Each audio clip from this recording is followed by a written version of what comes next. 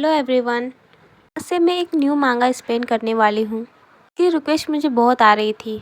मांगा का नाम है marriage to a rootless child. मेरी वीडियो ट्रबल एंड सॉप अवेरा बंद हो गई है क्योंकि इसमें कॉपीराइट आ गया था। मुझे और नहीं लगता कि वो मैं मांगा स्पेन करूँगी, इसलिए आज ये मांगा स्पेन कर रही हूँ।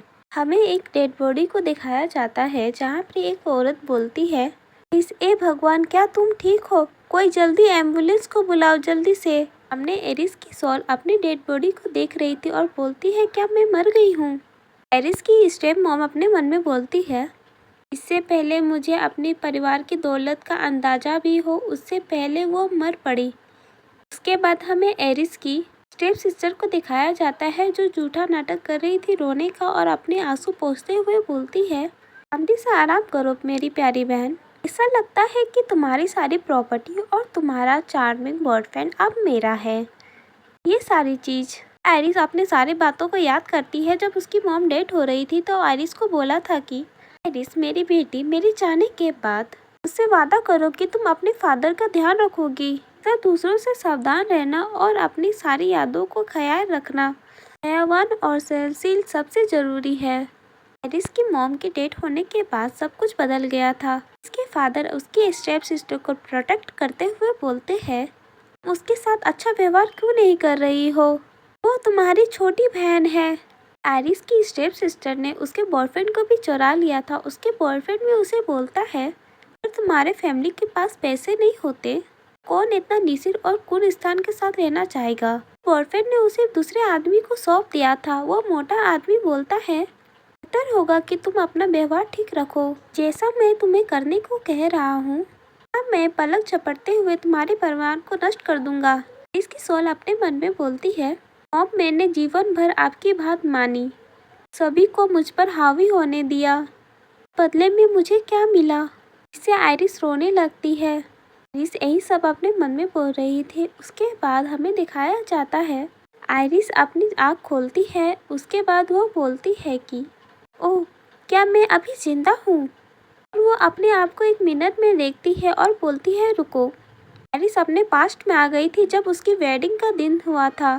आयरिस फिर भागते हुए बालकोनी की ओर जाती है और उसके बाद बालकोनी के नीचे देखती है, क्या ये मेरी और मुंह की शादी का दिन नहीं है? आयरिस अपने आप को पिंच करती है और अपने मन में बोलती है, ओह, ये कोई सपना नहीं हो सकता, मैं तो फिर रिबॉर्न हुई हूँ, है ना?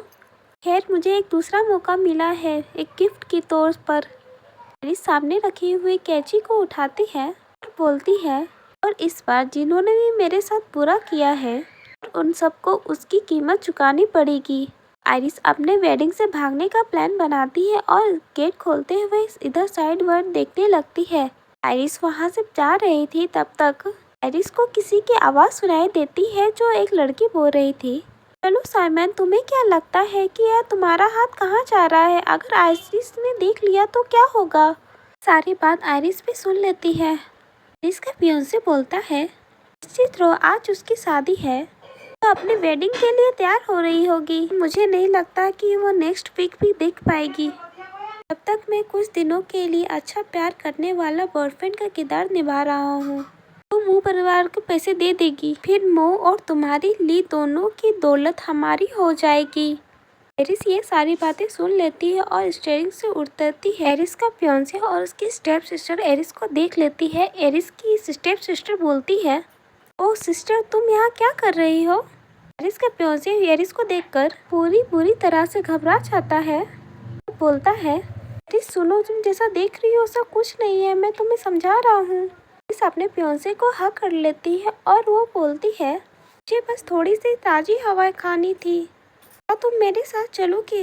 एरिस फिर अपनी स्टेप सिस्टर को बोलती है कि नहीं, तुम मेकअप रूम में वापस क्यों नहीं चली जाती और उन्हें थोड़ी देर के बाद मेरे लुक को क्यों नहीं संभालने क्यों कहती हो? आयरिस इतने बोलने के बाद अपने बॉयफ्रेंड के साथ वहाँ चली जाती है। आयरिस की स्टेप सिस्टर मन ही बोलती है, आयमान के साथ अपने चुने हुए कुछ पल का एंजॉय ले लो, ये समय ज़्यादा समय तक नहीं रहेगा। हमें आयरिस को दिखाया जाता है जहाँ पर वो बाहर आ चुकी थी। आयरिस साइमन को कहती है, साइमन, क्या तुम्हें याद है कि जब मैं बहुत थक जाती थी तो और संभल नहीं पाती थी तुम मुझे अपने गोद में उठा लेते थे। क्या तुम मुझे फिर से ऐसा कुछ कर सकते हो? साइमन आयरिस की गाल को टच करते हुए बोलता है, हाँ मैं ऐसा ज़रूर कर सकता हूँ। उसके बाद साइमन पीछे जाने लगता है। आयरिस डेविल स्माइल करते हुए बोलती है, तुम्हें मेरी शुक्रगुजार होना चाहिए कि मैं अभी भी तुम्हें लक्ष्य दे रही हूँ। आयरिस जोर से साइमन के सर पर पत्थर मार देती है। साइमन नीचे गिर जाता है। आयरिस साइमन के पॉकेट से उस कार की चाबी ले लेती है और बोलती है कि अब मैं यहाँ से हमेशा के लिए जा रही हूँ। और वो कार लेके चली जाती है और वहाँ के गार्ड उसको जाते हुए देख लेते हैं और गार्ड चिल्लाते हुए बोलती है, मदद करो, दुल्हन वहाँ से भागने की कोशिश कर रही है। हमें आयरिस को दिखाया जाता है जो कार से जा रही थी। उसके पीछे कार बहुत सारे पीछे लगे हुई थी और सामने से कार आ रही थी बहुत तेज़ी से। आयरिस डर जाती है और अपने मन में डरते हुए बोलती है कि उफ, सच में पहले एक अजीब मौत, अब मैं रिबॉर्न हो गई हूँ। लगता है कि और फिर मैं इस बार कार की कुचल के बारे में मैं मर जाऊंगी। आयरिस जोर से ब्रेक मारती है और वो गाड़ी में रुक जाता है, आगे वाला गाड़ी भी। आयरिस फिर अपनी आंखों को धीरे धीरे खोलती है और उसे किसी चीज़ की आवाज़ आती है। जब आयरिस अपनी आँख खोलती है तो उसके सामने एक कार था। उसके आगे एक आदमी आके उसके डोर को खोलता है और बोलता है कि जरा रुको, वो तो इतनी तेज़ से कार को नहीं रोक सकती थी, है ना? क्या वो मर गई या और कुछ हो गया है? आयरिस को कोई आदमी कार से बाहर निकालता है खींचकर और वो आयरिस को टीनते हुए बोलता है, आखिरकार क्या हो गया है मैडम? जरा से ताउज़ में अपनी जान को लेने में तुली हो और तुम खुद को क्या समझती हो? मास्टर इंडियन फूड पे हाथ डालने की कोशिश कर रही हो तुम?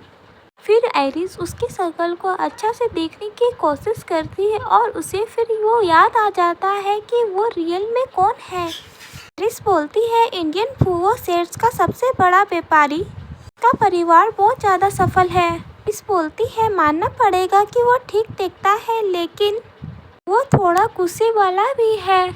फिर एरिक उसके अपने हाथों से छुटाते हुए बोलती है, इसके लिए माफ़ कर दो, मैं जानती हूँ कि ये कुछ ज़्यादा बुरा नहीं हुआ था। हमें पीछे से गार्ड दिखाए जाते हैं जो एरिस के पीछे पड़े हुए थे।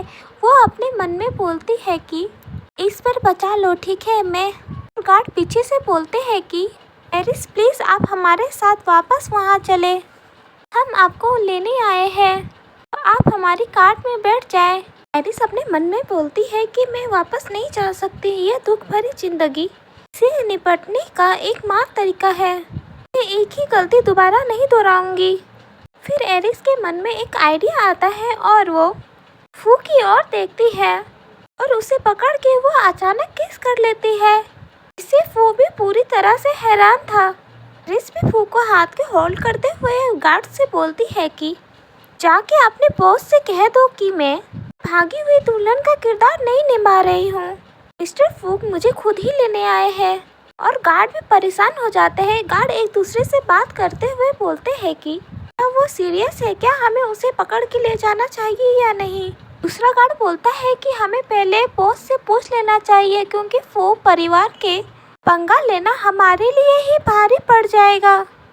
दोनों आपस में बात करके अपनी कार में जाके भागते हुए बैठ जाती है और एरिस अपनी राहत की सांस लेती है और फू को बाय करते हुए बोलती है, तुम्हारा थैंक यू, इसके लिए मैं तुम्हें रात की ट्रीट दे दूंगी।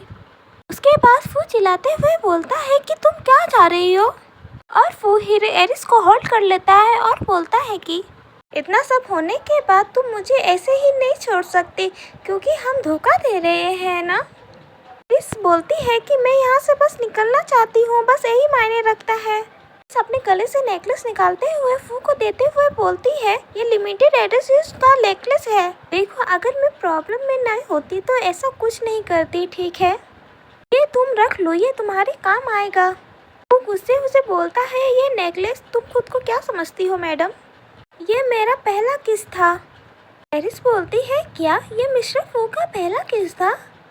मुझे समझ नहीं आ रहा है, इतना नामी आदमी का ये पहला किस कैसे हो सकता है, क्या वो नपुंसक है? शायद ये कोई हैरानी की बात नहीं है। लगता है मुझे यहाँ से जाना चाहिए।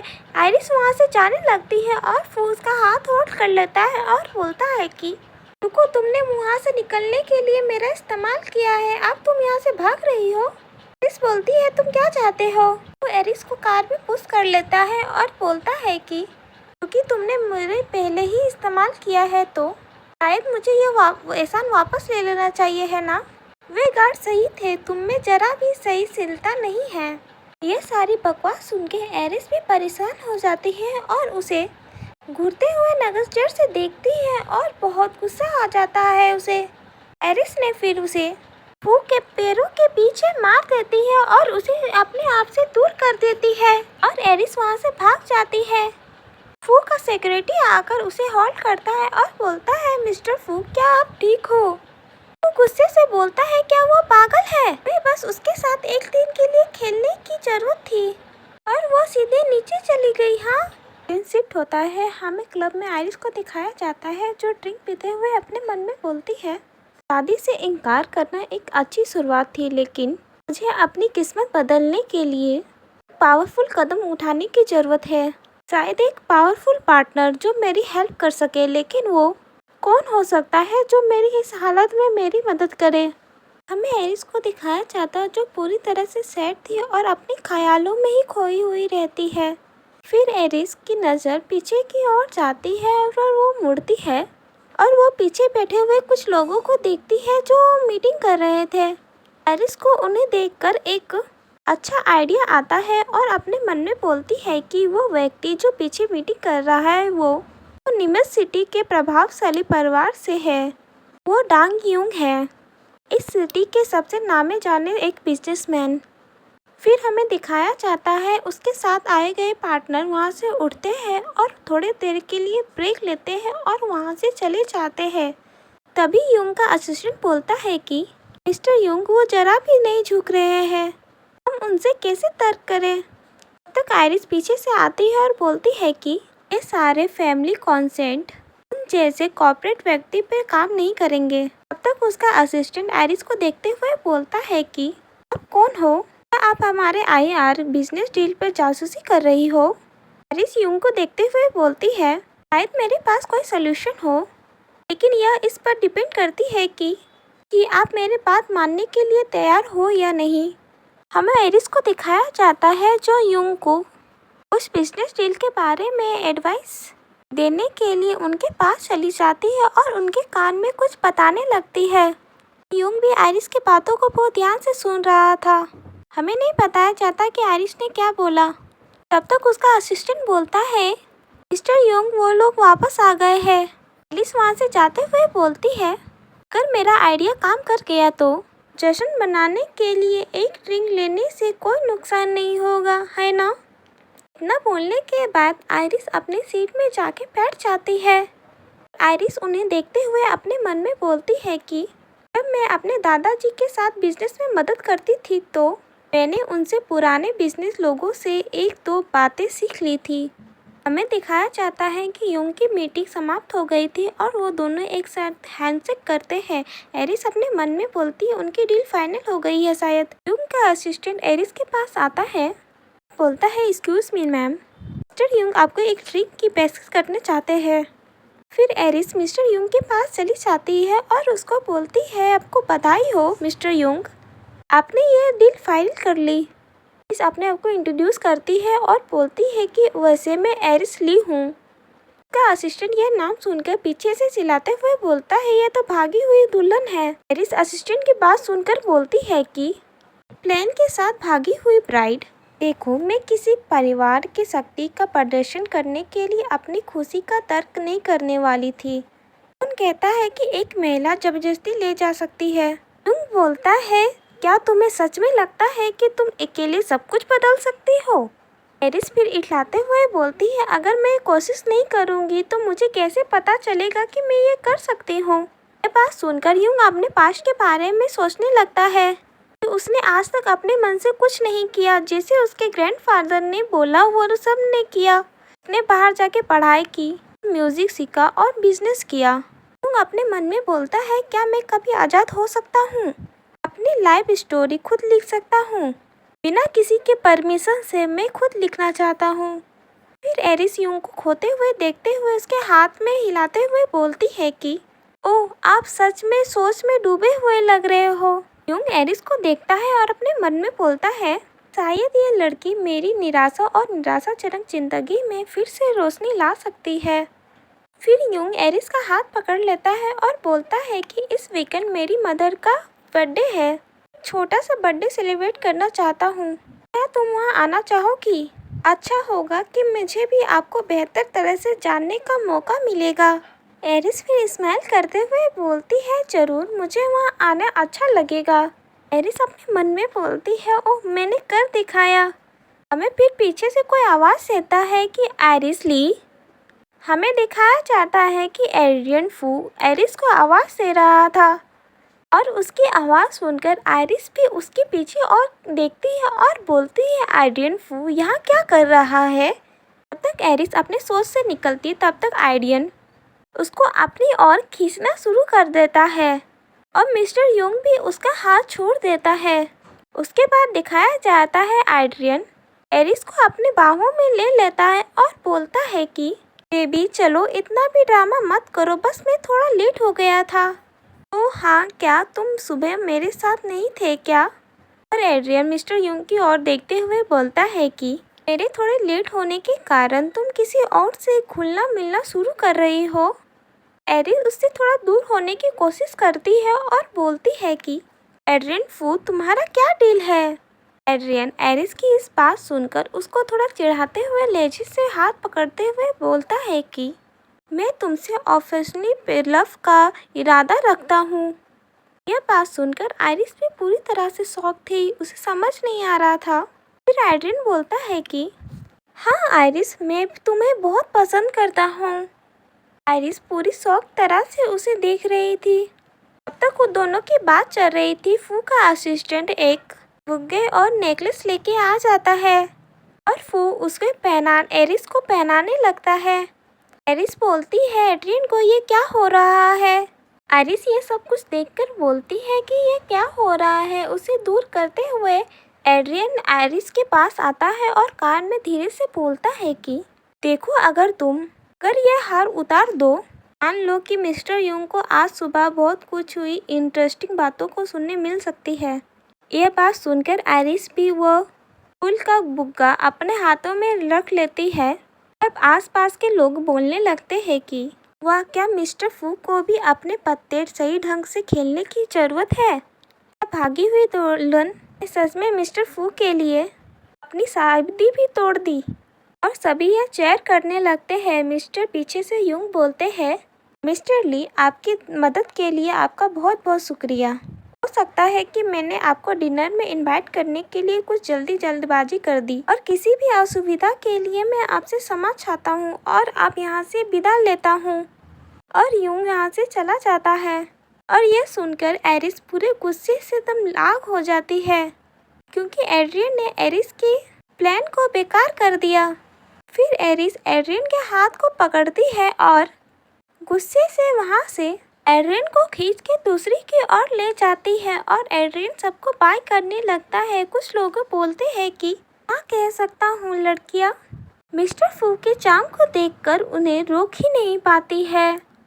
फिर हमें दिखाया जाता है कि एरिस एक रूम में ले गई थी और वो एड्रियन को दीवार की तरफ पुश करते हुए बोलती है कि ध्यान से सुनो फू, मुझे परवाह नहीं है कि वो टीम में तुम्हारा क्या खेल था, लेकिन तुमने मेरा सारा प्लान बिगाड़ दिया, इसलिए तुम अब मेरे बहुत बड़े एहसानमंद हो, समझे?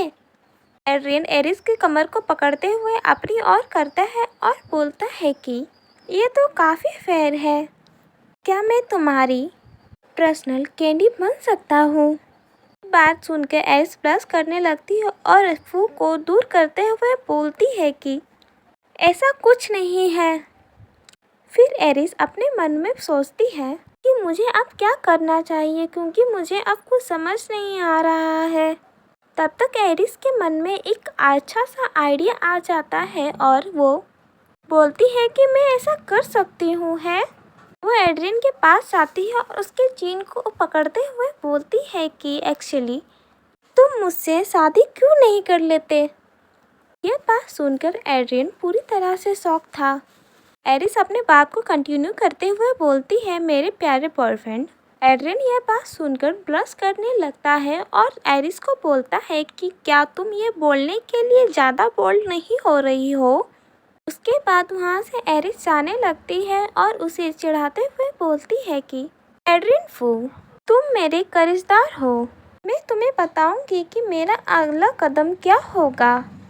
सॉरी गाइस, मैं टाइम पर अपनी वीडियो नहीं ला पा रही हूँ क्योंकि मेरी एग्ज़ाम चल रही है। मुझे थोड़ा टाइम लगेगा वीडियो अपलोड करने में, लेकिन मैं ये मांगा एक्सप्लेन कर दूँगी पूरा पक्का। अब हम स्टार्ट करते हैं। नेक्स्ट दिन हमें ली मैंसन दिखाया जाता है, जहाँ पर आइरिस के फादर आइरिस को चिल्लाते हुए कहते हैं कि तुम्हारी हिम्मत कैसे हुई इतना बड़ा तमाशा करने के बाद वापस घर आना। सॉरी गाइस, यहाँ का थोड़ी नॉइज़ होगी क्योंकि मैं छत के ऊपर हूँ और मॉर्निंग का टाइम है। आइरिस अपने फादर को इग्नोर करते हुए जाके वहाँ चेयर में जाके बैठ जाती है और अपना सर पकड़ते हुए बोलती है कि ये तो मेरा घर है, मैं वापस क्यों नहीं आऊँगी। विवियन वहाँ से उठते हुए बोलती है कि हाँ पापा, मैं मानती हूँ कि वो आइरिस की गलती है, लेकिन वो हमारे ही परिवार का एक मेंबर है। वो एक ग्रैंडफादर के साथ जरूर पली बड़ी है। वह अपने तेज बिजनेस सोच के लिए जानी जाती है। हम उसे खोना बर्दाश्त नहीं कर सकते हैं। ये सारी बातें आइरिस के फादर सुनकर बेंच पर अपना कस के हाथ मारते हैं और बोलते हैं चिल्लाते हुए कि हमें अपना काम निपटाने के लिए किसी यंग वुमेन की कोई ज़रूरत नहीं है। और हाँ, आइरिस कंपनी संभाल सकती है तो तुम भी संभाल सकती हो विवियन। तुम कल से ही ऑफिस आना शुरू कर दो। फिर विवियन खुश होते हुए बोलती है, सच में फादर, मैं आ सकती हूँ। विवियन आइरिस को बोलती है कि इसके लिए मुझे आपकी आवश्यकता होगी आइरिस, आप मेरी बिजनेस में हेल्प कर सकती हो। और विवियन फिर तिरछी नज़र से आइरिस की ओर देखने लगती है, जो आइरिस एकदम शांत से बैठी हुई थी। विवियन आइरिस के पास चाय लेके जाती है। आइरिस उठते हुए बोलती है, मैं इससे राज़ी नहीं हूँ। विवियन चाय देते हुए बोलती है, आइरिस तुम ये क्या कर रही हो? और आइरिस के उठने के कारण चाय का कप नीचे गिरने लगता है और वो चाय का कप फर्श में गिर जाता है। आइरिस बोलती है कि ए भगवान, ये तो दादाजी का पसंदीदा चाय का कप था। और विवियन ये भी नहीं संभाल पाई, यदि तुम चाय परोसने का सरल काम भी नहीं कर सकती तो तुम अपनी कंपनी में क्या उम्मीद कर रही हो कि तुम वहाँ कैसा कर रही थी। आइरिस की यह बात सुनकर विवियन अपने मन में बोलती है, वे फादर के लिए हर तरह से झुक जाती थी, लेकिन अब अचानक उसे क्या हो गया है। विवियन घबराते हुए बोलती है कि आइरिस, वो तुम थी जिसने चाय का कप तोड़ दिया है, अब तुम मुझे इसका दोष थोप रही हो। आइरिस विवियन की इस बात को सुनकर उसे कान के नीचे जोर से लाती है और बहुत कस के थप्पड़ मारती है, जिससे विवियन को भी बहुत कस के लगी थी। आइरिस बोलती है, ओ ऐसा क्या? चलो दादाजी को बताते हैं कि क्या हुआ और क्या देखा है।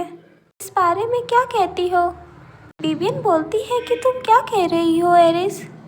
विवियन अपने फादर के पास चली जाती है और गले लगते हुए रोते हुए बोलती है कि फादर, आइरिस मेरे घर पे ही तानाशाह की तरह व्यवहार कर रही है। और आप क्या सोच रहे हो कि वो ऑफिस में कैसा व्यवहार करेगी मेरे साथ? आइरिस के फादर बोलते हैं, विवियन, आइरिस सही कह रही है। आइरिस के फादर आइरिस पर चिल्लाते हुए बोलते हैं कि तुम परिवार को शर्मिंदा कर रही हो और एक बदचलन लड़की की तरह व्यवहार कर रही हो। आइरिस बोलती है, ओ सच में? तो क्या यह शर्मनाक नहीं है कि आप किसी घर तोड़ने वाली की बेटी के अनुसार हमारे बिजनेस को सौंपने का विचार कर रहे हो पापा? क्या वो बिजनेस मीटिंग में भी वहाँ पर ही रोना धोना करके सब कुछ संभाल लेगी? पापा, अगर आप चाहते हो कि लोग सब हमारा मजाक समझे तो उसे मजाक ही करने दीजिए। आइरिस के फादर विवियन को समझाते हुए कहते हैं, विवियन, तुम्हारी बहन सही कह रही है, शायद एक कम पीछे हटा लो और कंपनी से आने से पहले थोड़ा कुछ सीख लो। विवियन अपने फादर को देखते हुए बोलती है, फादर, आप भी नहीं बोलने के बाद फादर वहाँ विवियन को ऐसे ही छोड़ के चले जाते हैं और विवियन देखते रह जाती है। उसके फादर के जाने के बाद विवियन गुस्से से एरिस की ओर देखती है और एरिस भी विवियन की ओर आ जाती है और झुकते हुए विवियन को बोलती है कि मैं अब तुम्हें और तुम्हारी माँ को कुछ बिगाड़ने नहीं दूंगी। अब ये सब बंद हो गया है विवियन। विवियन की मॉम उसके अपने हस्बैंड के पास जाती है और उसे भोली भोली बातों से समझाने की कोशिश करती है कि मैंने सुना है कि आप विवियन को कंपनी में काम नहीं करने दोगी। विवियन के फादर बोलते हैं कि विवियन को अभी अपने पढ़ाई में फोकस करना चाहिए और अपने स्किल को बढ़ाना चाहिए। अभी कंपनी जाने की कोई जल्दी नहीं है। विवियन की मॉम थोड़ी उलझाते हुए बोलती है कि काम करते हुए सीख जाएगी। एरिस में भी तो ऐसा ही किया था, है ना? आप ऐसा कर सकते हो, आप बहाना मत बनाओ प्लीज। उसके फादर उसकी मदर के हाथ को दूर करते हुए बोलते हैं कि विवियन को सिर्फ प्यारी प्यारी बातें करने आती है और कुछ नहीं। इससे हमारा कंपनी नहीं चलेगा। विवियन को ये सब तुमसे ही मिला है। इतने आंसुओं के साथ वो बिजनेस डील कैसे संभालेगी? ये तो बहुत शर्म की बात है ना? विवियन की मॉम रोते हुए बोलती है, तुम तंग आ गए हो, है ना? आपने कहा था कि आप मेरा और विवियन का हमेशा ख्याल रखोगे। इसके फादर विवियन की मदर को चुप कराते हुए बोलते हैं कि देखो बेबी, मैं समझ गया कि तुम क्या बोलना चाहती हो, लेकिन विवियन इस तरह कंपनी को नहीं संभाल सकती और घूम नहीं सकती है। कंपनी में ऐसे बहुत सारे काम है जिसे करना जरूरी है, लेकिन विवियन नहीं कर सकती। इम्पोर्टेंट बात यह है कि मैं आपसे उसे खुद ट्रेन करूँगा। कि मॉम बोलते हैं यह बेहतर होगा, आप आगे बढ़ो। तब स्टाफ कोई आवाज देता है, मुझे माफ कीजिएगा मिस्टर और मिसेस ली, फैमिली से मिसेस फू शादी का प्रपोजल लेके आई है। कि मॉम बोलती है, मिसेस फू ये तो बहुत अमीर लोग हैं। उसके फादर बोलते हैं, चलो देखते हैं ये सब क्या है। बेन की मॉम आते हुए बोलती है, मिसेस फू ये क्या सरप्राइज है। मिसेस फू बोलती है कि मैं आप लोगों को बिना बताए ही आ गई, इसके लिए मुझे माफी चाहिए, लेकिन मैं अपने बेटे की शादी के लिए प्रपोजल लेके आई हूँ। उसके फादर बोलते हैं, बिल्कुल चिंता मत कीजिए। और उसकी मॉम बोलती है, लेट क्या तुम विवियन को बुला सकती हो? उससे कहना कि कोई अच्छे गेस्ट आए हैं, उनकी प्रतीक्षा कर रही है। उसकी स्टाफ बोलती है, यस मैम, मैं उन्हें जरूर बुला के लेके आती हूँ जल्द से जल्द। सिर्फ वो बोलती है कि आप कहते हैं कि एड्रियन मेरा बेटा जिद्दी हो सकता है, लेकिन उसका दिल बहुत अच्छा। यही लड़कियां उसके पीछे लड़ी है, लेकिन उसने किसी को भी भाव नहीं दिया। या यह कहूँ कि उसे ऐसी लड़की चाहिए जो उसे मुश्किल रूप से वो पब्लिक रूप में अपने प्यार का इजहार कर सके। लेकिन मैं उसकी माँ होने के नाते उसके पास जाकर उसकी तरफ से शादी का प्रपोजल देने के लिए मजबूर हो गई। माफ कीजिएगा मिसेस और मिस्टर ली, ये कुछ जल्दी ही हो गया है। मुझे ज़्यादा समय नहीं मिला उपहार तैयार करने के लिए, इसलिए मैं इतने थोड़े से ही गिफ्ट लेके आई हूँ आपके लिए। बाद में और भी ले आऊँगी। इतना सारा गहना वना देखकर उसकी माँ का मुंह खुला का खुला रह जाता है। तब तक वहाँ विवियन आ जाती है और मिसेस फू को बोलती है, हेलो मिसेस फू। मिसेस फू विवियन को देखते हुए बोलती है कि अगर मैं गलत नहीं हो तो आपकी और एक बेटी है ना? शायद उसका नाम एरिस है ना? मिसेस फू के मुंह से एरिस का नाम सुनकर विवियन की मॉम आंखें की फटी रह जाती है। एरिस के फादर बोलते हैं, हाँ आइरिस मेरी बड़ी बेटी है। और अपने सर्वेंट को बोलते हैं, जाओ आइरिस को बुला दो और बोलो मिसेस फू आई है। विवियन की मॉम मिसेस ली को समझाते हुए बोलती है, मिसेस फू मेरी बच्ची की विवियन की पढ़ाई बहुत अच्छी हुई है और वो बहुत संस्कारी और सभ्य है। आइरिस की उसकी मॉम के देहांत होने के बाद और वो थोड़ी जिद्दी भी है, क्योंकि उसकी मॉम बचपन में ही मर गई। कहते हैं कि सौतेली माँ बनना मुश्किल है। वह उसके फादर के साथ शादी करने के बाद भी उसे अपने बेटी से ज्यादा बढ़कर प्यार किया है, लेकिन वो मुझे हमेशा सौतेली ही समझती है। एरिस ये बात सुनकर बोलती है, अगर सौतेली माँ बनना इतना ही मुश्किल है तो मत बनो, आप फादर को तलाक भी दे सकती हो।